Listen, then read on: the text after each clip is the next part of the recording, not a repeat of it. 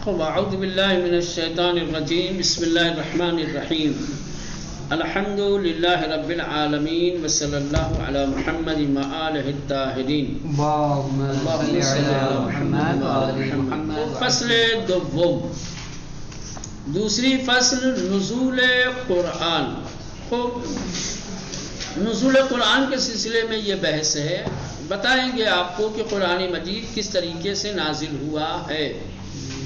خوب، قرآن کا نزول تدریجی ہے یا دفعی ہے؟ آیت آیت کر کے، سورہ سورہ کر کے قرآن نازل ہوا ہے یا ایک دفعہ نازل ہوا ہے؟ بڑی جنجالی ایک بحث ہے. لیکن بہر صورت یہ اتنی چیز تو بالکل واضح اور روشن ہے کہ قرآن مجید پیغمبر اسلام پر بعثت کے بعد سے نازل ہونا شروع ہوا، اور ہجرت کے بعد یہاں تک کہ آپ کی زندگی اور آپ کی عمر کے آخری ایام تک نازل ہوتا رہا. ٹھیک، جہاں جیسی ضرورت تھی، ضرورت کے اعتبار سے آیتیں اور سورہ نازل ہوتے رہے. اور اس سے پہلے کی بحثوں میں جیسا کہ بتایا گیا، مختلف چیزوں پر آیتوں کو لکھا جاتا تھا، تحریر کیا جاتا تھا، اور اسے پھر ذخیرہ کر لیا جاتا تھا، اسے محفوظ کر لیا جاتا تھا. نبی کریم کے زمانے میں قرآن مجید یہ موجودہ شکل میں نہیں تھا کہ مرتب ہو، پوری ایک کتابی شکل میں قرآن موجود ہو. نہ، نبی کریم کی حیات میں اور آپ کی زندگی میں قرآن پورا اتر چکا تھا، نازل ہو چکا تھا، لیکن اس کی آیتیں اور سورہ بکھرے ہوئے تھے.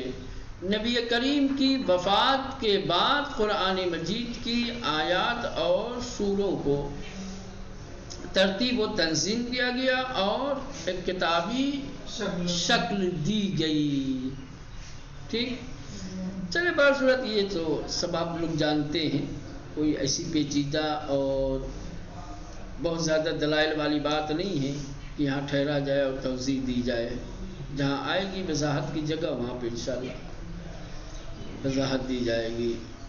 قرآن مجموعہ آیات و سورہائے نازل شدہ بر پیامبر اسلام است، یعنی کہ قرآن مجید مجموعہ ہے آیات اور سوروں کا جو پیغمبر پر نازل ہوئے.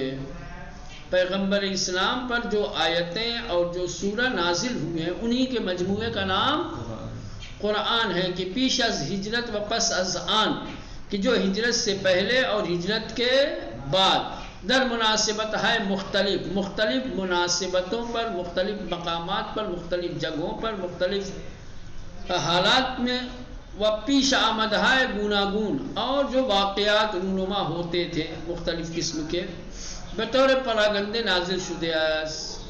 سمجھ رہے ہیں؟ اکٹھا نہیں بلکہ اس طریقے سے پراگندہ طریقے سے بکھرے ہوئے انداز میں نازل ہوا ہے. سپس گردآوری شدے، اس کے بعد پھر ان کو جمع کیا گیا، و بصورت مجموعہ کتاب درآمد، اور پھر ایک کتاب کے مجموعے کی شکل میں ظاہر ہوا. ٹھیک، نزول قرآن تدریجی. نزول کی دو قسمیں بیان کرتے ہیں. قرآن کے نزول کی دو قسمیں بیان کی جاتی ہے اور دونوں صحیح ہیں.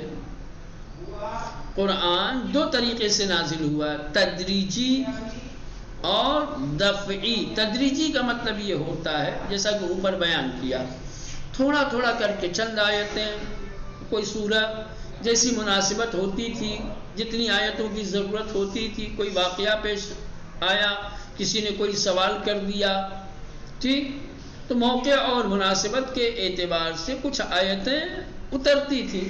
اور ان آیتوں کے نزول کا سلسلہ چاہے ہجرت سے پہلے سے شروع ہوا اور ہجرت کے بعد تک یہ تدریجی ہے.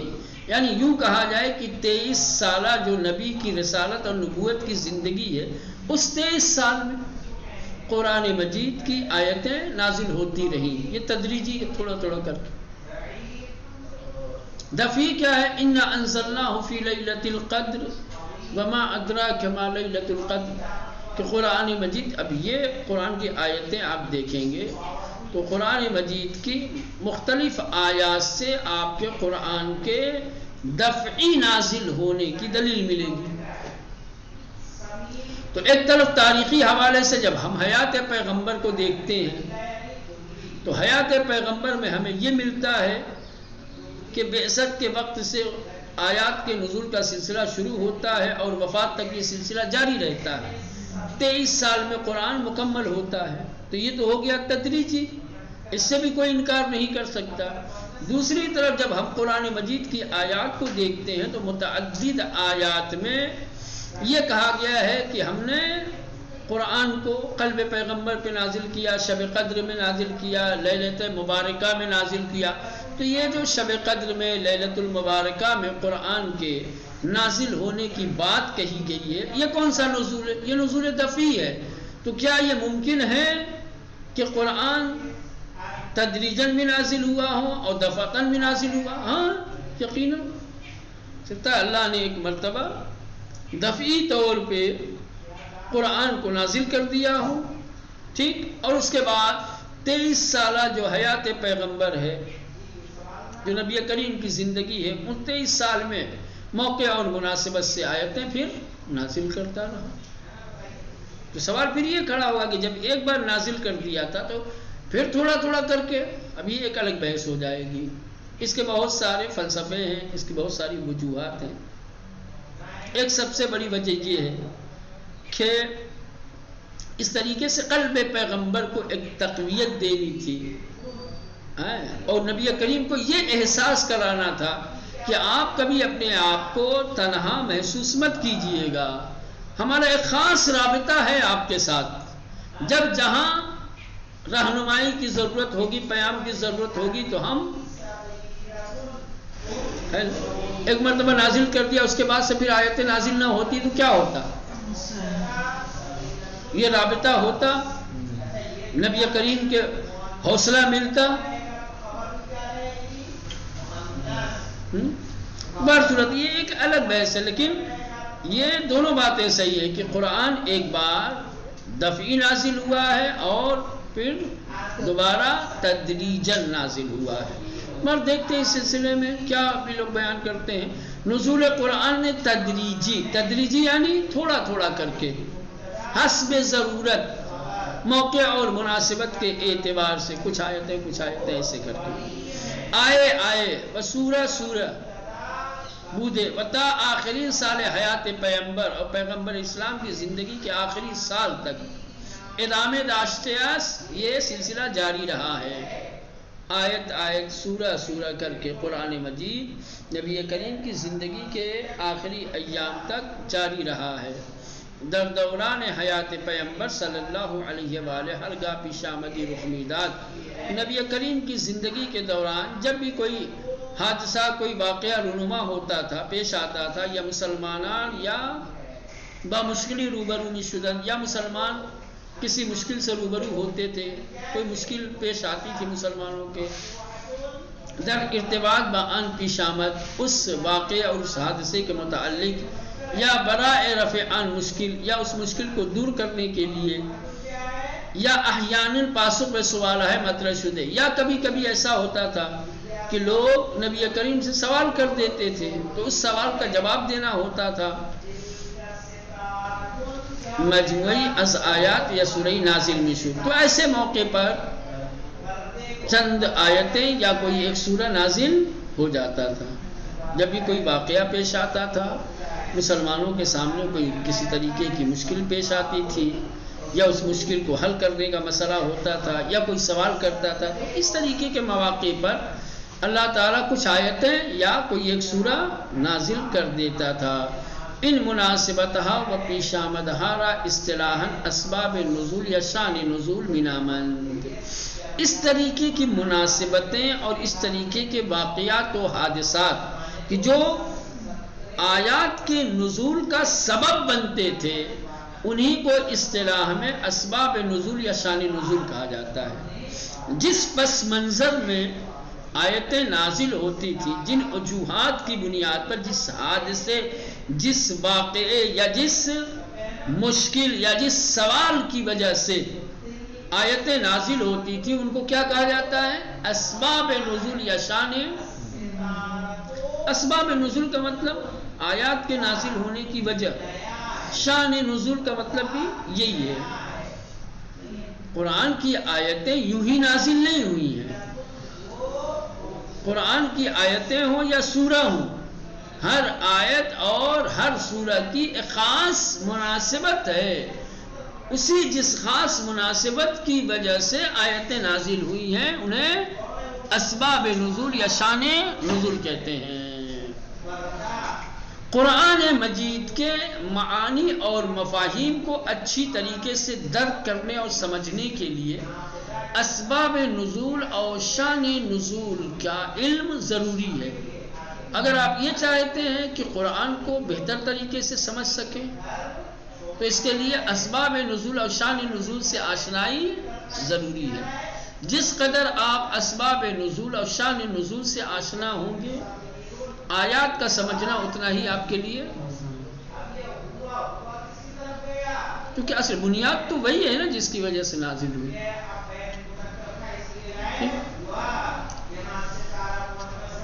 چلے کہنے کہ دانستن آنہا ان مناسبتوں کا، ان حوادث کا، ان مشکلات کا جنہیں شان نزول یا اسباب نزول کہا جاتا ہے، ان کا جاننا برائے فہم دقیق بسیاری از آیات، بہت ساری آیتوں کو دقیق طریقے سے سمجھنے کے لیے ضروری ہے۔ جب تک کہ آپ شان نزول کو نہیں سمجھیں گے آیات کو صحیح طریقے سے نہیں سمجھیں۔ ان نزول پراگندے قرآن را از دیگر کتب آسمانی جدا مثال، قرآن مجید کا یہ ایک نزول ہے، قرآن کا تدریجاً نازل ہونا یہ خود اس کا ایک امتیاز ہے جو دوسری کتابوں میں نہیں ملے گا آپ کو۔ دوسری جو آسمانی کتابیں ہیں وہ تدریجاً نازل نہیں ہوئی ہیں، وہ دفعتاً پوری ایک کتاب اکٹھا دے دی گئی کہ لو بھائی لے جاؤ، اس کے مطابق عمل کیجئے، اس کے دستورات پر عمل کیجئے، اس کو نافذ کیجئے۔ سمجھ رہے ہیں؟ ہاں۔ ان نزول پراگندے یہ جو الگ الگ مناسبتوں پر الگ الگ مواقع پہ آیتیں نازل ہوئی ہیں، قرآن را از دیگر کتب آسمانی، قرآن کو دوسری اور آسمانی کتابوں سے جدا سازد ممتاز بنانے والی ہے۔ زیرا صحف ابراہیم و الواح موسیٰ یکجا نازل شد، اس لیے کہ حضرت ابراہیم علیہ السلام کا صحیفہ ہو یا حضرت موسیٰ علیہ السلام کو ملنے والے الواح ہو، یہ سب اکٹھا ہو۔ صحف موسیٰ و ابراہیم ان کو یکجا ایک ساتھ دیے گئے ہیں یا نازل ہوئے ہیں۔ وَهَمِنْ أَمْرُ مُوجِبِ عیب جوئے مشرکان گردید، اور اسی وجہ سے مشرکان کیا ہے قرآن کے سلسلے میں عیب جوئی کرتے تھے۔ کبھی ایسا تو کبھی ہوا ہی نہیں ہے، جتنی آسمانی کتابیں آج تک نازل ہوئیں وہ سب ایک بار دے دی گئی۔ اگر یہ آیتیں جو آپ سنا رہے ہیں اگر یہ آیتیں بھی آسمانی ہیں تو یہ تھوڑی تھوڑی کر کے کیوں آ رہی ہیں؟ اکٹھا کیوں نہیں آ رہی بقیہ دوسری کتابوں کی طرح سے؟ حالانکہ قرآن کا تدریجاً نازل ہونا یہ مشرکین کے لیے کیا ہے عیب جوئی اور اعتراض کا سبب بنا ہے، پھر بھی ایک امتیاز ہے قرآن کے لیے یہ، ٹھیک۔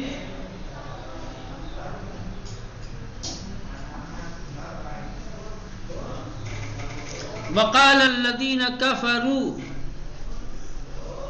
کفر اختیار کرنے والے کہنے لگے لولا نزل علیہ القرآن جملۃ واحدہ، ایک بار کیوں نہیں نازل ہو جاتا؟ کیا تھوڑا تھوڑا کر کے نازل ہو رہا ہے؟ کسانی کی کفر ورزیدان گفتن، کفر اختیار کرنے والے کہنے لگے چرا قرآن یکجا بر او نازل نہ کر دی، کہ قرآن اکٹھا ان پر کیوں نہیں نازل ہوا؟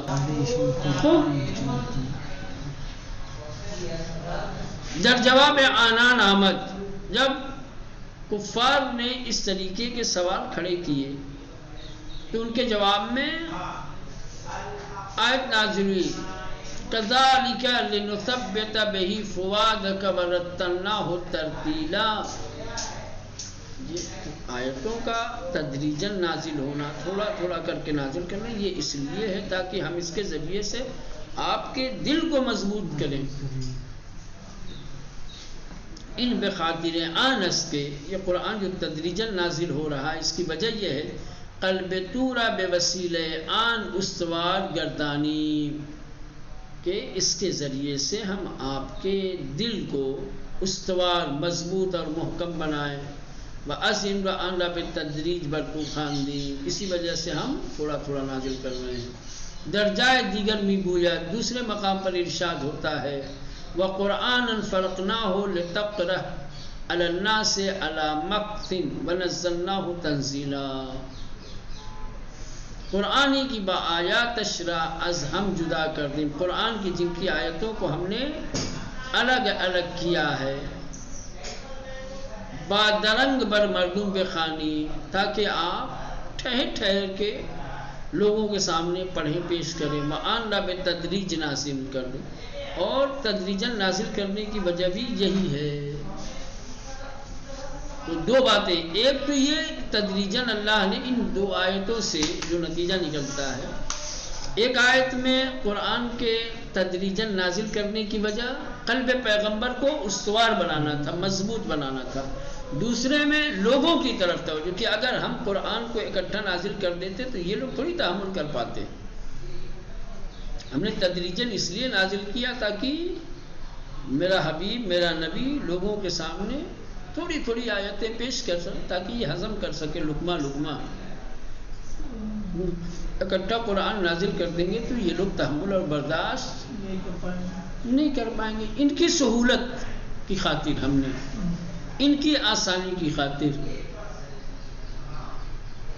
ٹھیک،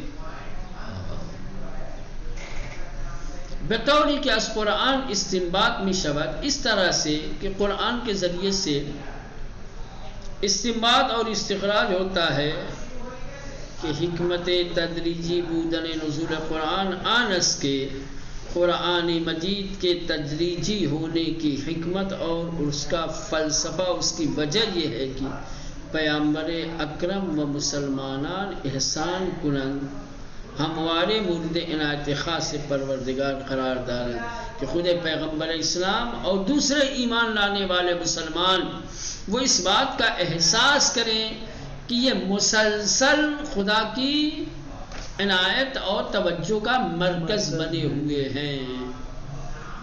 پروردگار عالم خاص توجہ اور خاص عنایت رکھتا ہے نبی پر اور مسلمانوں پر، وہ پیوستہ رابطہ آنان بحق تعالی استوار، اور مسلسل ان کا ایک رابطہ، ایک رشتہ بنا ہوا ہے خدا کے ساتھ۔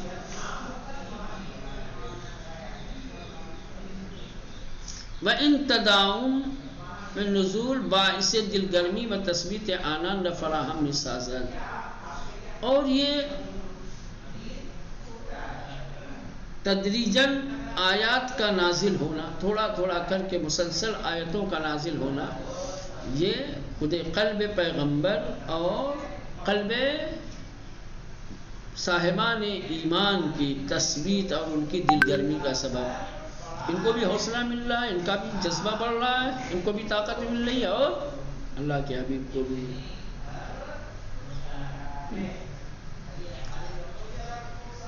وَاصْبِرْ لِحُکْمِ رَبِّكَ فَإِنَّكَ بِأَعْیُنِنَا، اپنے رب کے حکم کی خاطر صبر کیجئے، یعنی اللہ نے کہا صبر سے کام لیجئے۔ فَإِنَّكَ بِأَعْیُنِنَا، گھبراؤ نہیں، تم بالکل میرے سامنے ہو، میں مسلسل اپنی نگاہیں، میں مسلسل اپنی عنایتیں تم سے جوڑے ہوئے ہوں، تم پر رکھے ہوئے ہوں، تمہیں گھبرانے کی ضرورت ہی نہیں، تم ہمیشہ میری نگرانی میں ہوتے ہو، مسلسل میری توجہ تمہاری طرف ہے۔ بِأَعْیُنِنَا، جیسے تم نگاہوں کے سامنے ہو میرے، میں تمہیں دیکھ رہا ہوں۔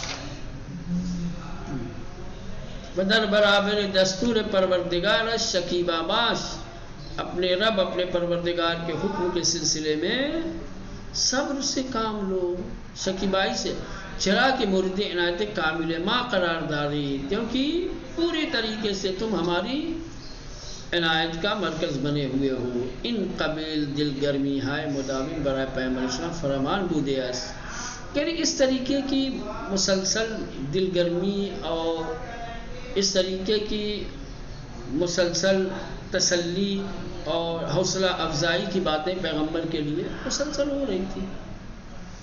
خدا حوصلہ بڑھا رہا تھا، دل کو مضبوط کر رہا تھا.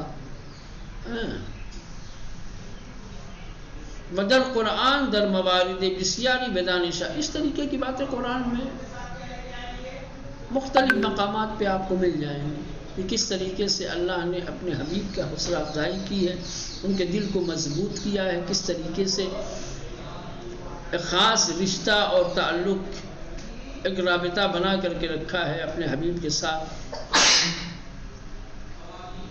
الم نشرح لک صدرک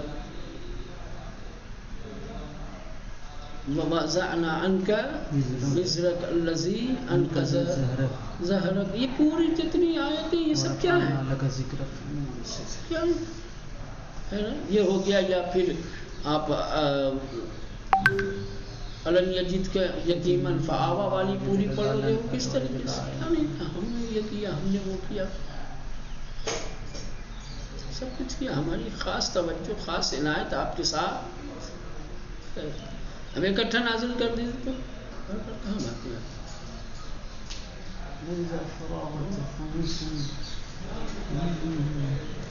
ایک ہی دن کتاب پڑھا کر کے ختم ہو جائے، استاد شاگرد کا رابطہ ہی ختم ہو جائے گا. ابھی ہر روز کلاس برگزار ہوتی ہے، ہر روز کلاس ہوتی ہے، ہر روز آپ ہمارے سامنے، ہم آپ کے سامنے بات چیت ہوتی ہے، آپ کو حوصلہ ملتا ہے، لگتا ہے کہ ہمیں ایک رشتہ ہے، تعلق ہے، قربت ہے. چلے بات صورت یہ ہو گیا. اب آغاز نزول کو قرآن مجید کے نزول کی ابتدا کب ہوئی ہے، کن آیات کے ذریعے سے، وہ کون سی آیتیں ہیں جو سب سے پہلے نازل ہوئی. آغاز ہے نزول قرآن در ماہ مبارک رمضان و در شب قدر سورت گرفت. یہ آیات کے حساب سے قرآن مجید کے نزول کا آغاز مہینے کے اعتبار سے ماہ رمضان اور وقت کے اعتبار سے شب قدر. ماہ مبارک رمضان میں شب قدر میں قرآن مجید کے نزول کا آغاز ہوا. کیسے؟ شہر رمضان الذی انزل فیہ القرآن ھدی للناس وبینات من الھدی والفرقان. انا انزلنا فی لیلۃ مبارکہ انا کنا منذرین. ٹھیک، چلیے یہ ماہ رمضان تو سمجھ میں آ گیا، رمضان کا مہینہ. یہ شب قدر کیا ہے؟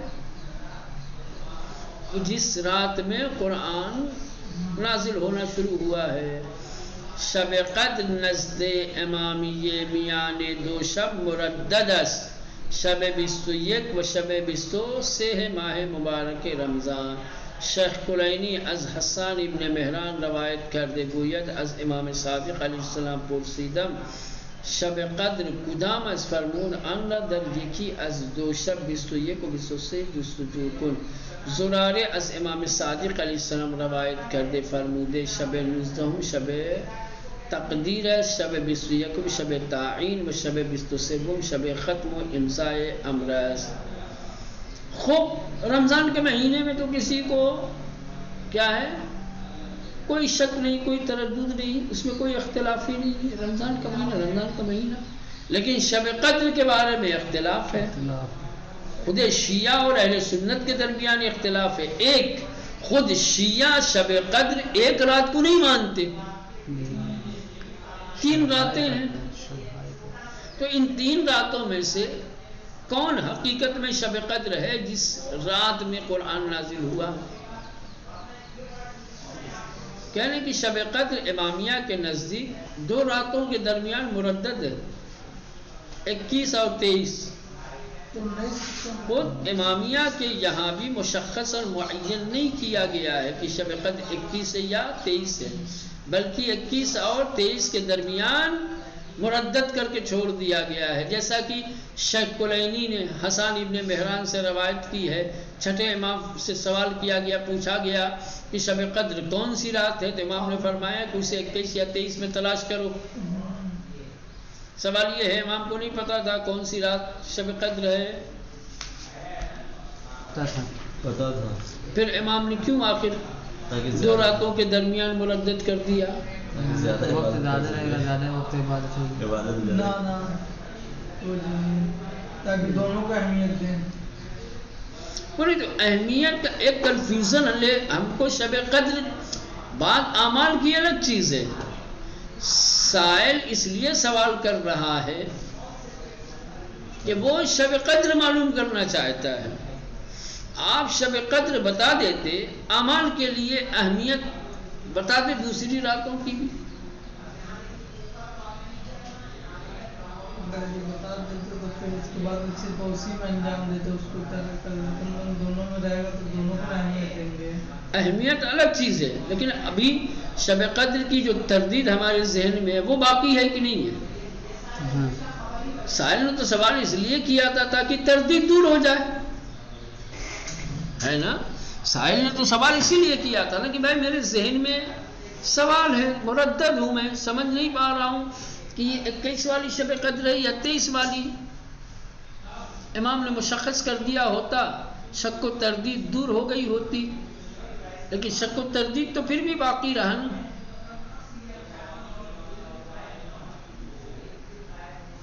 تو پھر سائل کے سوال کرنے کا فائدہ کیا ہوا؟ نہیں ہو سکتا 2 دن تک نازل ہوتا رہا۔ نہیں، شب قدر تو ایک ہی رات ہے، یہ تو نہیں کر سکتے۔ لیلۃ القدر یہ لیالی نازل ہوتے نہیں ہے، یہاں پہ 2 راتیں فجر، وہاں صبح تک نازل ہوتے فرشتے، وہ بس ایک ہی رات میں صبح۔ ہاں تو وہی میں کہہ رہا ہوں، لیکن میں کہہ رہا ہوں ہو سکتا ہے کہ امام نے فرمایا ان را، اس شب قدر کو در یکی از 2 شب، 2 راتوں میں سے کسی ایک میں، یعنی 21 اور 23 جستجو کن تلاش کرو، انہیں دونوں میں سے کوئی ایک۔ تو ہم نہیں انگلی رکھ کے کہہ سکتے کہ یہی ہے، نہیں یہی ہے۔ وہ کنفیوژن جو پہلے تھا، سب کو تردید جو پہلے تھی 2 راتوں کے بیچ، وہ ابھی بھی بنی ہوئی ہے۔ یہ بھی تو ہے نا جناب کہ 19 میں اس کی تقدیریں لکھی جاتی ہے اور پھر 21 میں اس میں مہر لگائی جاتی ہے۔ دیکھیے یہ جو ہے ہو جاتی ہے، وہ ٹھیک ہے، لیکن یہ شب قدر نہیں، یہ تو ایک امر الہی ہے، یا یوں کہا جائے کہ خداوند متعال نے اپنے نظام کی ایک ترتیب بنائی ہے۔ یوں کہا جائے کہ لوگوں کی تقدیروں کا ایک سلسلہ ہے، ترتیب ہے۔ ہاں، اس کا شب قدر سے وہ تھوڑی ہے۔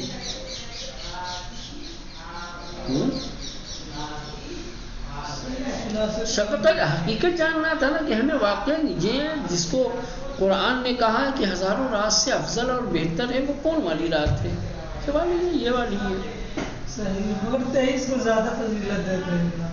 پھر 23 کو زیادہ فضیلت جناب کہہ رہے ہیں کہ اصل میں کیا ہے، کچھ علامتیں ایسی ہیں، کچھ قرینے ایسے ہیں کہ جن قرائن سے 23 کا احتمال قوی نظر آتا ہے۔ جیسے ابھی یہی دیکھیں، اب یہ دوسری روایت جو زرارہ سے ہے، امام صادق علیہ السلام سے جو روایت کرتے ہیں، ہے کہ 19 تقدیر کی شب ہے، اللہ مقدر کرتا ہے ہر بندے کے لیے، سال بھر کے امور کو کیا کرتا ہے، معین کرتا ہے، منتخب کرتا ہے، مقدر کرتا ہے کس کو کیا۔ اور اس کے بعد 21 شب تعین، اور اس کے بعد 21 کو معین کر دیا جاتا ہے، بس اب یہ لکھا نہیں جائے گا۔ پہلے تو مسئلہ یہ ہوتا ہے کہ کس کے کیا کیا، پھر بس ختم، چیپٹر کلوز۔ اس کے بعد 27 شب ختم و امضائے امرس، مہر لگا دی جاتی ہے، فائل بند کر دی جاتی ہے، بات ختم۔ اب سال بھر تک یہی کرتا رہے گا جو لکھا ہے اس میں، ٹھیک۔